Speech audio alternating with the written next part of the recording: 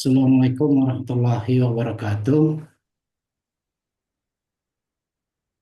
Waalaikumsalam warahmatullahi wabarakatuh. Waalaikumsalam warahmatullahi wabarakatuh. Bismillahirrahmanirrahim. Waalaikumsalam warahmatullahi wabarakatuh. Bismillah, alhamdulillah, wassalatu wassalamu ala rasulillah, amma ba'du. Qala rabbi shrah li sadri wa yassir li amri wahlul 'uqdatam min lisani yafqahu qawli.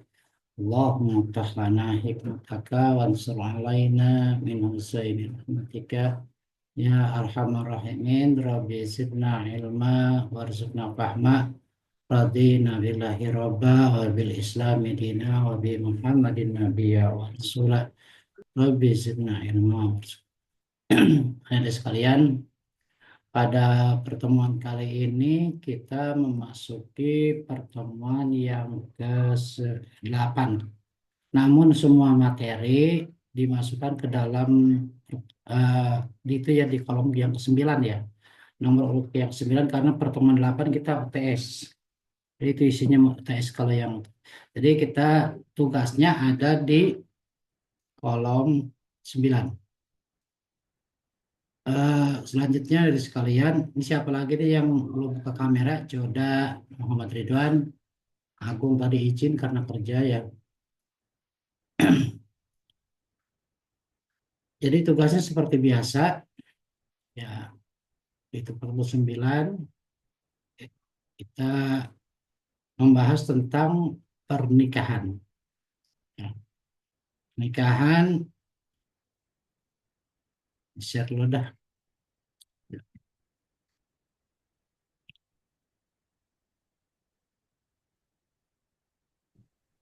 Nikah diambil dari bahasa Arab ya.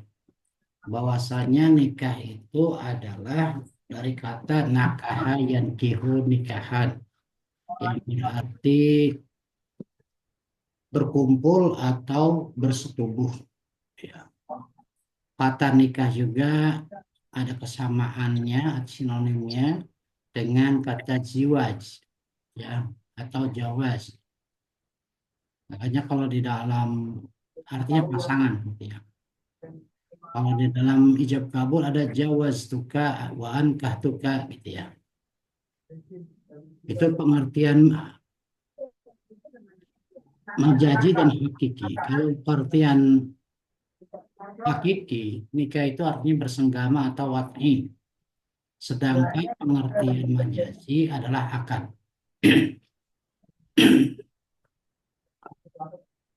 Nah, pengertian nikah ini menurut ahli fikih, ya secara istilahnya adalah aqdun yafidu hala istimta'i kulli minal aqadaini bil akhari ala wajhil masyru'i. Suatu akad perjanjian yang berimplikasi kebolehan beristimta atau bersenang-senang antara dua orang yang berakad dengan tuntunan yang telah ditentukan. Ya, ada yang. Sedangkan menurut Profesor Muhammad Yunus, nikah adalah akad antara laki-laki dan perempuan, calon laki-laki dan perempuan untuk memenuhi hajat jenisnya menurut yang diatur oleh syariat agama. Sedangkan menurut Muhammad Abu Jahra, akad yang memberikan faedah hukum kebolehan mengadakan hukum kekeluargaan suami istri antara pria dan wanita, mengadakan hubungan tolong-menolong dan memberi batas hak bagi pemiliknya serta pemenuhan kewajiban masing-masing. Dan juga nikah itu membolehkan sesuatu yang diharamkan oleh Allah Subhanahu wa taala.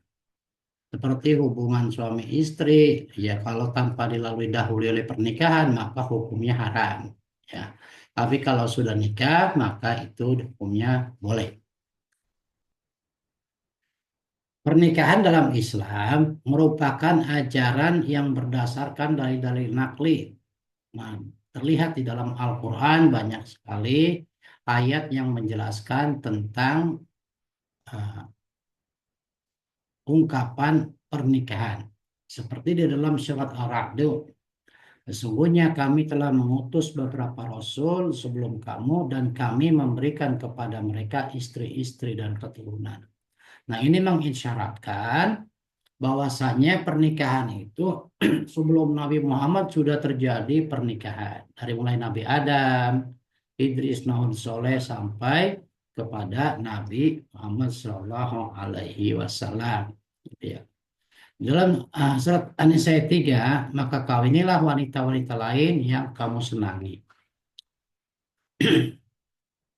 Di dalam surat An-Nur ayat 23, dan kawinkanlah orang-orang yang sendirian di antara kamu dan orang-orang yang layak untuk kawin dari hamba-hamba sahaya yang laki-laki atau hamba sahaya yang perempuan. Jika mereka miskin, Allah akan memampukan mereka atau mengkayakan mereka dengan karunia Allah, dan Allah maha luas pemberiannya. Dan lagi Allah maha mengetahui.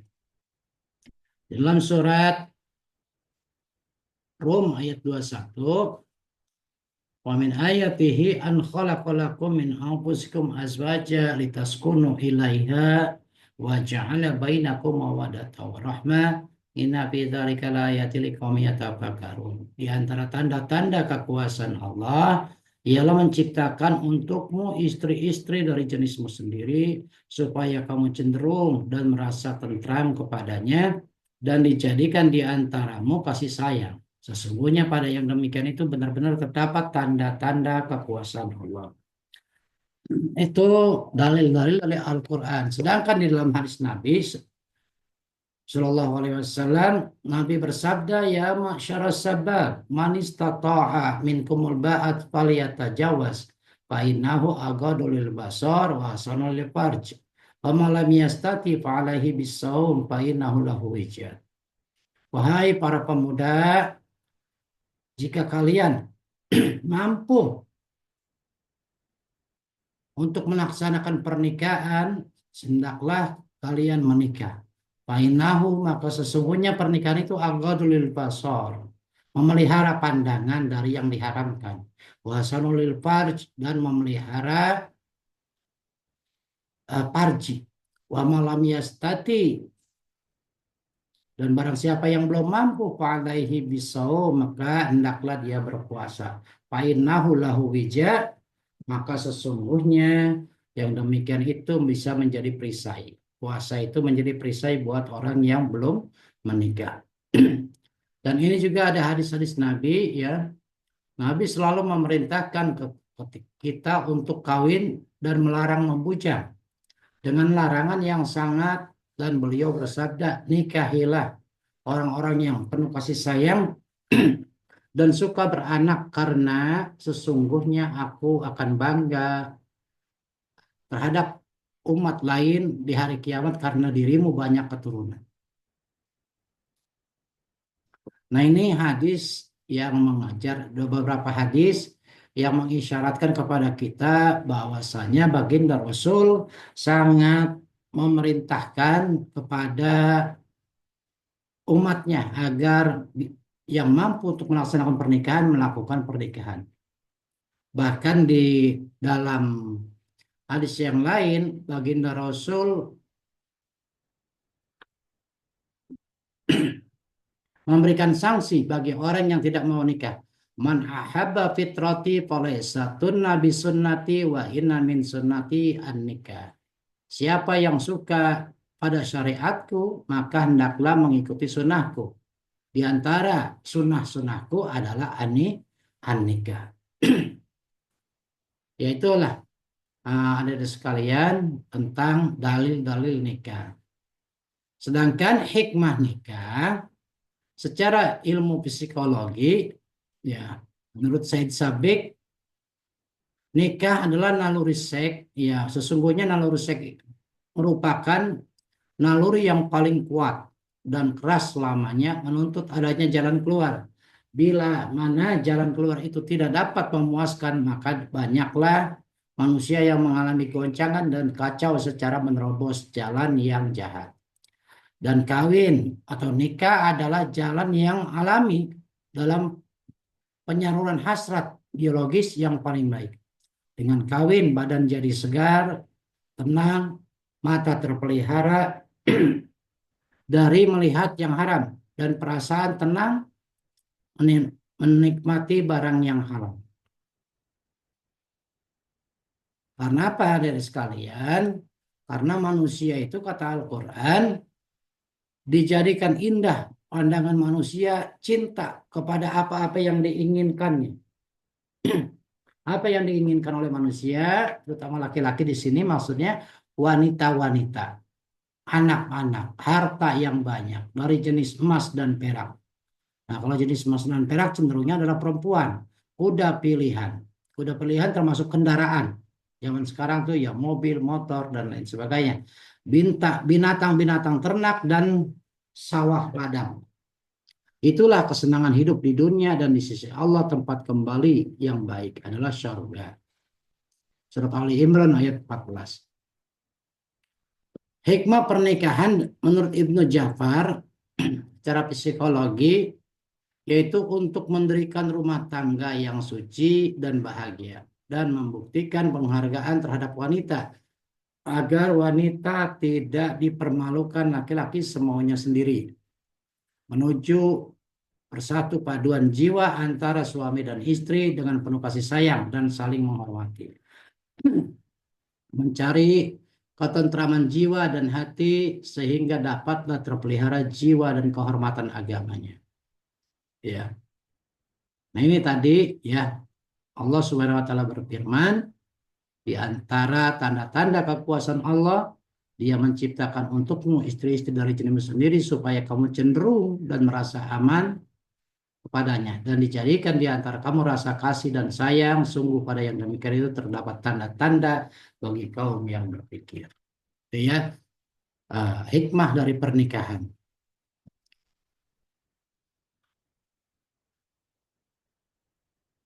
Selanjutnya Syed Sabik juga mengatakan kawin adalah jalan terbaik dalam rangka memperbanyak keturunan dan menjaga pemeliharaan nasab, ya, membuat anak menjadi mulia, melestarikan hidup manusia sebagaimana disebut dalam firman Allah. Allah menjadikan bagimu istri-istri dari jenis kamu sendiri, menjadikan bagimu istri-istri itu anak-anak dan cucu-cucu, dan memberikan rizki dari yang baik-baik. Dan di sini ada di sekalian, maksudnya apa? Kita diberikan kesunahan oleh baginda Rasul untuk melangsungkan pernikahan. Tujuannya apa? Supaya kita tenang, ya, tidak tergoda oleh hawa nafsu, jangan sampai kita berbuat zina. Tapi ada syaratnya, harus mampu, gitu ya. Mampu, seorang laki-laki harus mampu. Karena laki-laki itu punya tanggung jawab terhadap istri dan anaknya, yaitu memberikan nafkah. Makanya minimal mereka harus kerja lebih dahulu supaya kehidupan rumah tangganya lebih harmonis dan lebih tentram. Karena rumah tangga tanpa dipupuk dengan harta juga tidak akan bisa baik dalam rumah tangga. Biasanya ya ibarat makan sayur itu asam kurang sedap gitu ya. Kurang bumbunya. Oleh karenanya disunahkan laki-laki yang sudah bekerja itu sangat dianjurkan untuk melangsungkan pernikahan. Ya. Karena di dalam pernikahan itu banyak hikmahnya. Ya. Satu, kalau secara kita pikir ya, seorang istri ya atau seorang suami kalau sudah menikah ya, laki-laki maupun perempuan, maka dia akan dapat pahala lebih dari biasanya orang yang belum menikah. Contohnya apa? Nah, misalnya kalau kita sedekah pada waktu kita masih belum nikah, itu mungkin dapat 10 ganjaran. Kita sholat mungkin dapat 10 ganjaran, kalau kita berjamaah dapat 27 ganjaran. Tapi bagi orang yang sudah melangsungkan pernikahan, baik laki-laki maupun perempuan, kalau dia bersedekah, memberikan nafkah kepada anak istrinya, dia akan mendapat pahala 700 kali lipat ganjaran. Sedangkan sholat menjadi 70 kali lipat ganjarannya. Lebih banyak daripada sholat jamaah. Apalagi kalau dia sudah menikah, sholatnya berjamaah, itu pahalanya lebih besar di sisi Allah Subhanahu wa Ta'ala. Makanya di situ ada sekalian kelebihan orang-orang nikah. Selain itu tenang, orang yang menikah itu tentram karena dia tidak akan tergoda oleh hawa nafsu lagi karena ada istrinya yang cantik di rumah, menunggu kehadirannya saat dia pulang kerja, pada saat dia ada kebutuhan naluri biologis, seksual, ada tempat yang halal untuk dijadikan pelampiasan atau untuk dijadikan penawarnya, gitu ya. Pelamar hawa nafsu tersebut sehingga dia terpelihara farjinya daripada berbuat zina, terpelihara pandangannya daripada penglihatan yang dilarang oleh Allah Subhanahu wa Ta'ala. Nah, ini terus terkait dengan hukum nikah ya. Nah, terkait dengan hukum nikah, hukumnya pertama adalah mubah, hukum asalnya ya. Mubah itu artinya boleh mengerjakan, boleh juga tidak, gitu ya. Namun secara kenyataannya, faktanya, manusia itu kalau tidak menikah, ada yang nafsu seksualnya tinggi, ada yang bisa menahan, ada yang dikhawatirkan tidak bisa menahan. Kemudian ulama fikih membagi, ya, nikah itu secara hukumnya ada 5. Jadi ada yang wajib, ada yang sunnah, ada yang haram, ada yang makruh, ada yang mubah. Yang wajib bagaimana? Misalnya seorang laki-laki atau seorang perempuan, dia sudah mampu untuk melaksanakan pernikahan. Karena dia nafsunya besar, ya, dikhawatirkan dia melakukan perbuatan zina kalau dia tidak nikah. Maka orang yang semacam ini punya kemampuan dan nafsunya besar, wajib hukumnya segera melangsungkan pernikahan. Selanjutnya sunnah. Sunnah, orang itu punya kemampuan untuk nikah, ya, punya secara finansial mampu, namun dia bisa memelihara dirinya, tidak khawatir dia melakukan perbuatan zina. Maka orang yang semacam itu disunahkan hukumnya. Namun Nabi tetap menganjurkan pernikahan. Karena apa? Orang yang tidak melangsungkan pernikahan, kata Nabi, tidak termasuk umatku. Nah, bagaimana idealnya nikah itu umurnya seberapa? Idealnya pernikahan itu yaitu sekitar umur 19 atau 20 lah. Kalau sekarang hukum ininya 21 ya. Sampai 27-an. Idealnya usia nikah itu. Karena kalau sudah di atas 27 atau 28 ya, maka orang itu akan malas untuk melangsungkan pernikahan. Ya, hasilnya sudah berusia 30 tahun, dia belum nikah, itu akan malas.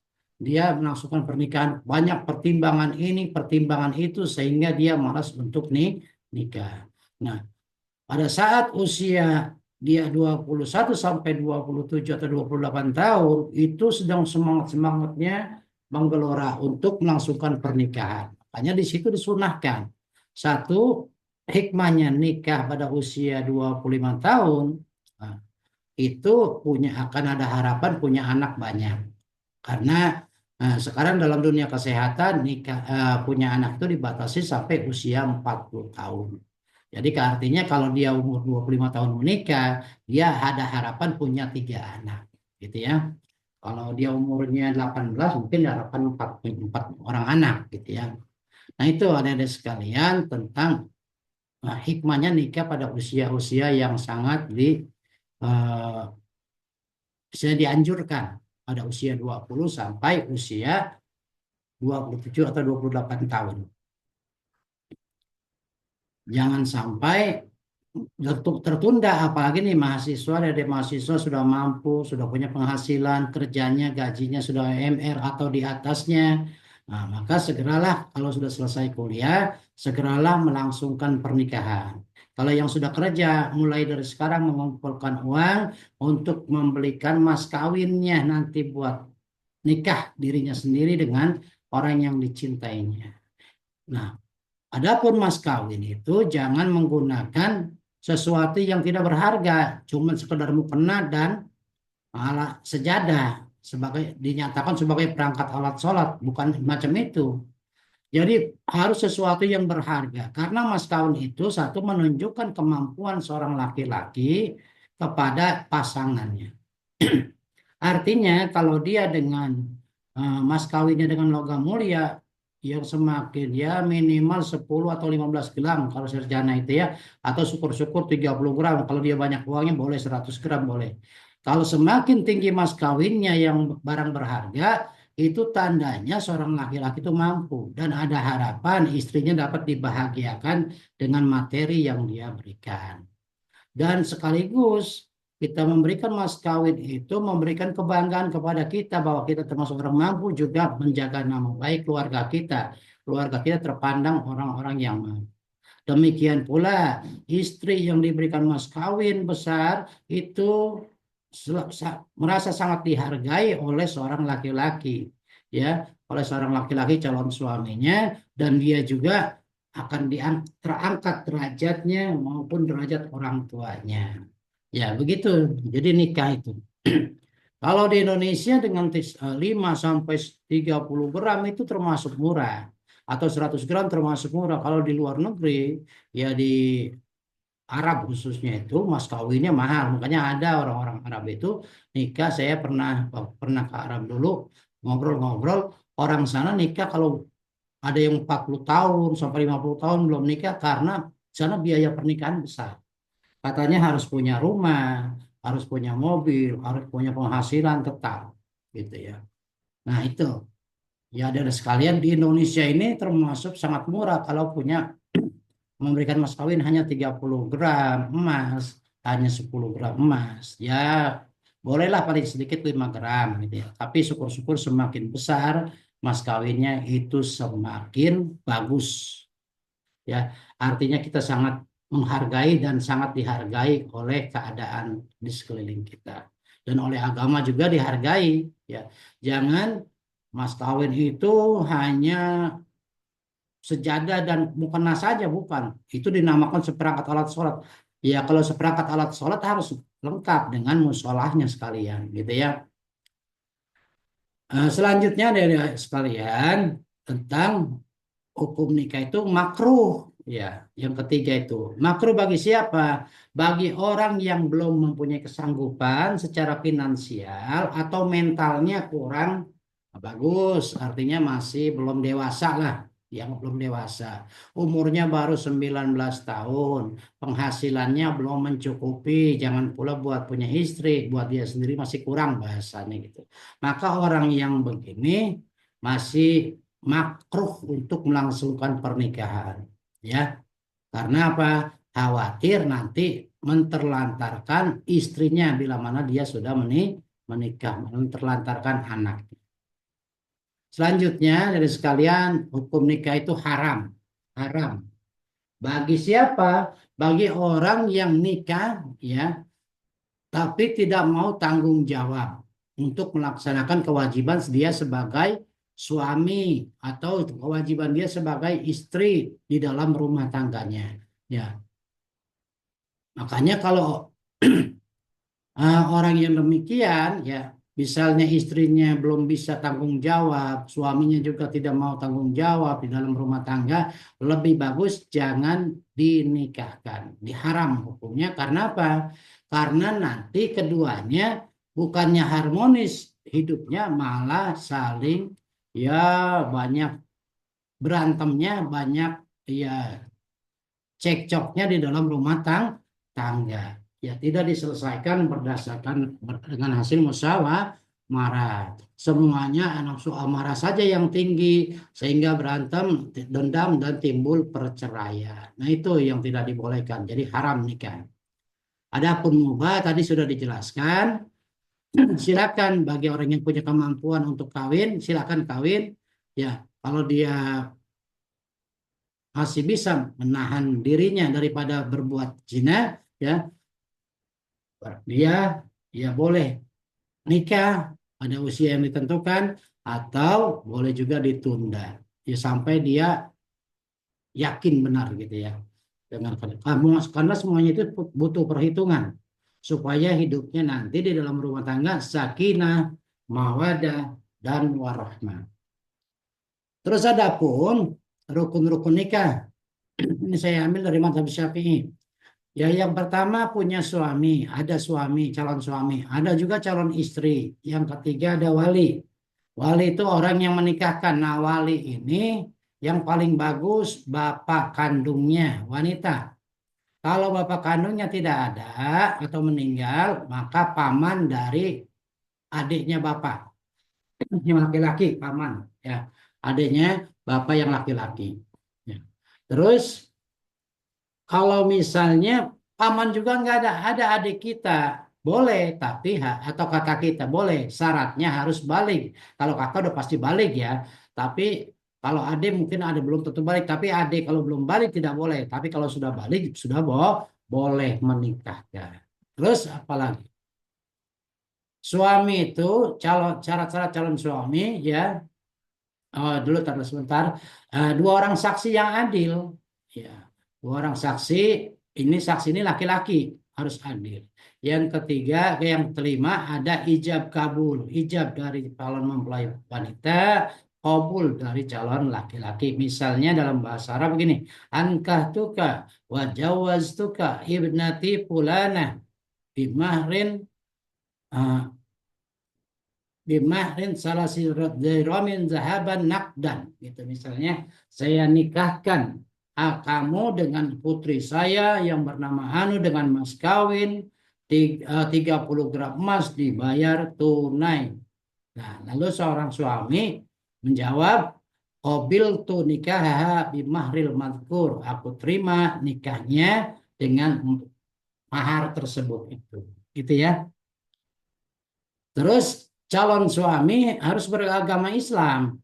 Jadi nikah itu harus kupu satu agama ya, jangan beda agama. Karena kalau beda agama pernikahannya tidak sah, nanti hubungan suami istrinya dikhawatirkan itu dianggap sama dengan zina, gitu ya. Jadi harus satu agama, gitu ya.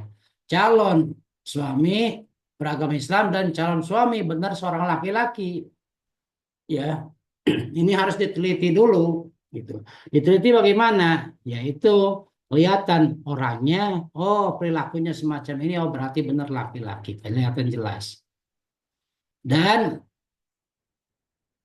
orang itu diketahui tertentu, artinya diketahui bahwa dia benar laki-laki, dia itu keturunan orang baik-baik, dan dia itu punya pekerjaan atau penghasilan untuk menafkahkan istrinya. Ini harus dikenalan, ya harus dikenalkan dulu kepada orang tua.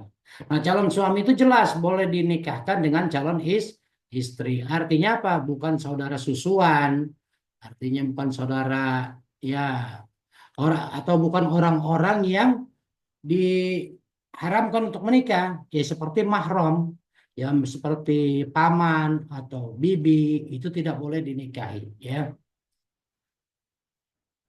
Terus apa? Calon mempelai laki-laki, waktunya habis, tinggal dikit lagi ya. Calon mempelai laki-laki dan tahu dan kenal pada calon istrinya juga, gitu ya. Calon suami rela tidak dipaksa dalam perkawinan, tidak sedang melakukan ihram, tidak mempunyai istri yang dimadu, ya, dengan calon istrinya, tidak mempunyai 4 istri, gitu. Tidak boleh, orang punya 4 istri sudah habis, ya, tidak boleh punya istri kelima. Nah, calon istrinya juga beragama Islam tadi sama ya, bahwasanya benar-benar wanita bukan banci, wanitanya orang yang jelas dan tertentu, ya artinya kita sudah kenal benar dengan wanita itu, karakternya seperti apa, keturunan seperti apa. Karena begini ada di sekalian, nikah itu ya nikah itu harus ya kita ada 4 kriteria gitu ya. Pertama, orangnya harus cantik ya, kalau perempuan tuh ya, istri yang perempuan yang harus dinikahi. Yang kedua, keturunannya bagus ya. Akhlaknya bagus.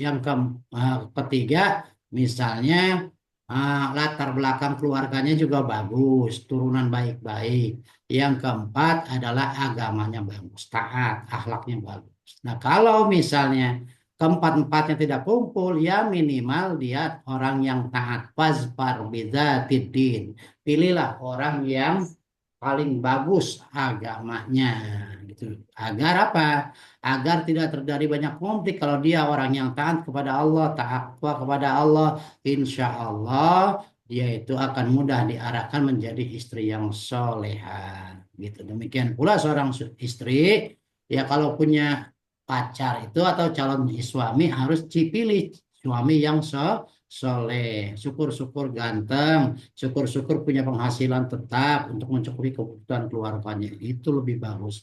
Dan syukur-syukur latar belakangnya luas. Di depan latarnya kebunnya luas, di belakang kebunnya juga luas, gitu. Ya. Dan tidak dipaksa. Perempuan juga tidak boleh dipaksa. Tidak dalam keadaan ihram haji maupun umroh. Nah, ini syarat-syarat nikah. Ya, syarat-syarat nikah orang yang sudah mukallaf atau balik, ya. Makanya kalau di Indonesia sudah diatur. Sekarang kalau dulu kompilasi hukum Islam 18 tahun, sekarang 21 tahun, ya. Itu sudah dianggap dewasanya matang, gitu ya. Yang ketiga, yang kedua muslim, ya. Yang ketiga berakal sehat, ya. Berakal sehat. Ya, syarat-syarat wali nikah, ya. Ini syarat-syarat wali nikah. Orang mukallaf balik, ya. Terus muslim dan berakal sehat. Jadi harus berakal sehat keempat laki-laki, ya. Nih, dalam madhab Hanafi dan madhab Hambali tinggal dibaca, ya. Nanti sini buat tambah-tambahan pengetahuan kita dari berbagai macam madhab, 4 madhab imam fikih, ya. Selanjutnya dari sekalian, ini ada soal-soal yang harus dijawab dalam tugas. Soalnya saya sudah share di e-kampus, sekarang kerjakan nanti setelah selesai pertemuan ini. Waktunya masih ada sekitar 5 menit lagi. Silakan bagi yang mau bertanya atau kita sharing-sharing, silakan. Saya stop itu. Print dulu, ya. Saya mau sambil absen nih. Desti, ada enggak? Hadir. Ya. Terus Abi Wijaya. Abi. Hadir Pak, hadir. Muhammad Ridwan. Agung masih mendengarkan? Hadir. Ya. Muhammad Ridwan ada enggak? Muhammad Ridwan enggak hadir, ya? Muhammad Ridwan tidak ada. Ya udah. Ada yang bertanya, silakan. Ada yang bertanya? Ya. Silakan. Ada yang bertanya enggak? Kalau tidak ada yang bertanya, saya anggap cukup, ya. Sampai di sini dulu pertemuan kita di pertemuan ke-8, ya. Oh iya, saya sebelum tutup saya informasikan nilainya belum bisa dilihat di e-kampus, ya, karena nilai UTS-nya itu baru kemarin saya ambil lembar jawabannya, ya, di e-kampus, di kampus kemarin, ya.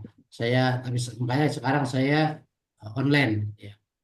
Itu saja barangkali. Terima kasih atas segala perhatian dan kehadirannya. Mohon maaf atas segala kekurangan. Wallahul muwaffiq ila aqwamit. Wassalamualaikum warahmatullahi wabarakatuh. Waalaikumsalam warahmatullahi Saya izin live, ya. wabarakatuh. Ya, Pak.